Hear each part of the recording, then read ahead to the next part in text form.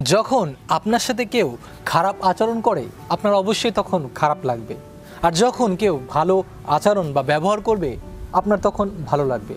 আজকে আমাদের আলোচনার বিষয় হলো বাইবেল আমাদেরকে কী শিক্ষা দিচ্ছে আচরণ বা ব্যবহারের বিষয়ে।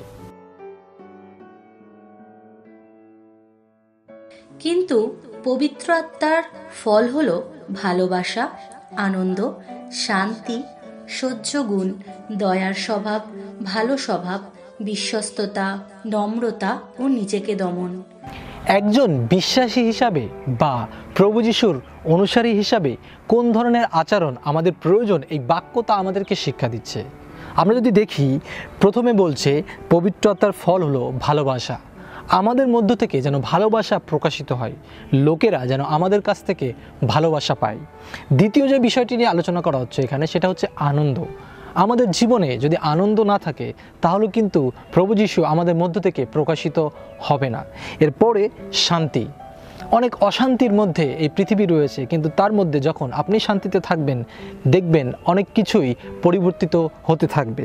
এবং পরবর্তী হচ্ছে সহ্য গুণ। আমাদের এই পৃথিবীতে বা আমাদের সাথে এমন এমন ঘটনা ঘটে যেখানে আসলেই সহ্য ধরে রাখা খুব কষ্ট, কিন্তু এই সহ্যকে ধরে রাখার একটি গুণ আমাদের থাকতে হবে। এরপরে বলছে দয়ার স্বভাব।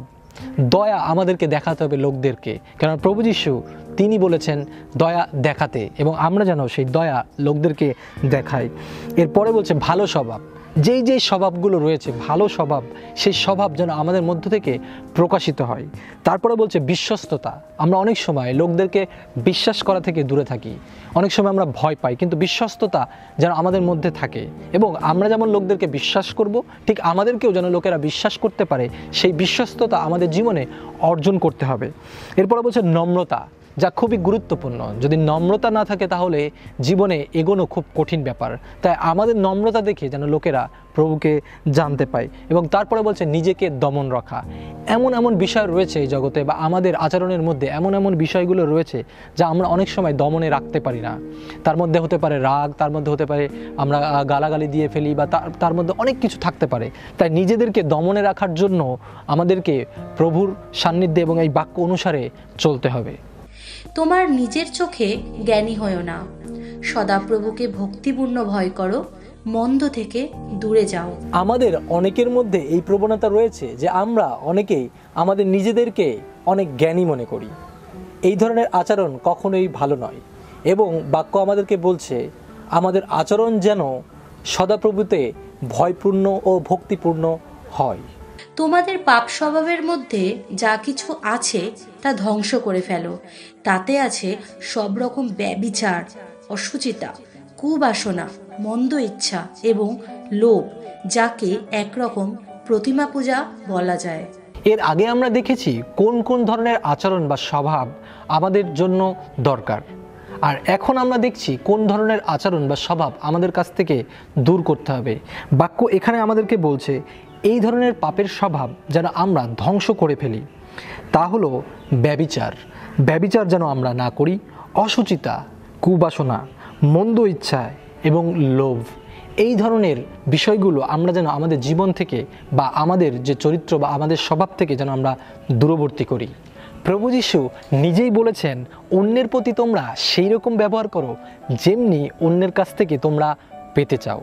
তাই আমাদেরকে সতর্ক থাকতে হবে, আমরা লোকদের সাথে যেরকম আচরণ বা ব্যবহার করব আমরা কিন্তু তেমনই ফেরত পাবো। মানে যে আপনি যদি ভালো ব্যবহার করেন, যে ভালো বিষয়গুলো আমরা দেখিয়েছি বাক্য থেকে সেগুলো যদি করেন তাহলে ভালো ফল আপনি আপনার জীবনে পাবেন। আর যদি মন্দ বিষয়গুলো আপনার জীবনে থাকে তাহলে আপনি মন্দ কিছুই আপনি পাবেন। আসুন আজকে আমরা এই বিষয় নিয়ে প্রার্থনা করতে চাই যেন প্রভু আমাদেরকে সাহায্য করেন। যদি কেউ থেকে থাকে যার আচরণ বা ব্যবহার অনেক সময় এই মন্দ বিষয়গুলোর মধ্যে যুক্ত হয়ে যায়, প্রভু যেন আপনাকে বা আমাকে, আমাদের সবাইকেই সাহায্য করেন এবং আমরা যেন সঠিক ব্যবহার বাক্য অনুসারে করতে পারি। আসুন চোখ বন্ধ করি এবং প্রার্থনা করি। প্রভু যিশু, তোমাকে ধন্যবাদ দিই তোমার বাক্যের জন্য। তুমি আমাকে শিখিয়েছো যেন আমার মধ্যে ভালোবাসা, আনন্দ, নম্রতা এই সমস্ত বিষয় যেন থাকে। প্রভু, আমি তোমার কাছে তুলে দিই সমস্ত সেই মন্দ অভ্যাসগুলো তুমি ধ্বংস করো। আমাদের জীবনের সমস্ত ব্যভিচার, অশুচিতা, যা কিছু মন্দ রয়েছে সব কিছু তোমার কাছে দিই প্রভু। যেন মন্দ স্বভাবগুলো, মন্দ ভাবগুলো যেন আমাদের কাছ থেকে দূরবর্তী হয় এবং ভালো স্বভাবগুলো যেন যুক্ত হয়, যেন আমরা লোকের সাথে ভালো আচরণ করতে পারি। তুমি আমাদের সঙ্গে থাকো, সঙ্গে চলো। এই প্রার্থনা প্রিয়তম প্রভু যীশু খ্রিস্টের নামে চাই, আমেন। যদি আমাদের ভিডিওটি ভালো লাগে তাহলে লোকদেরকে শেয়ার করুন, যেন তারাও আরও প্রভু যীশু সম্পর্কে জানতে পারে এবং কোন ধরনের আচরণ বা ব্যবহার করার দরকার তা জানতে পারে। ঈশ্বর আপনাদের সকলকে আশীর্বাদ করুন। জয় যীশু।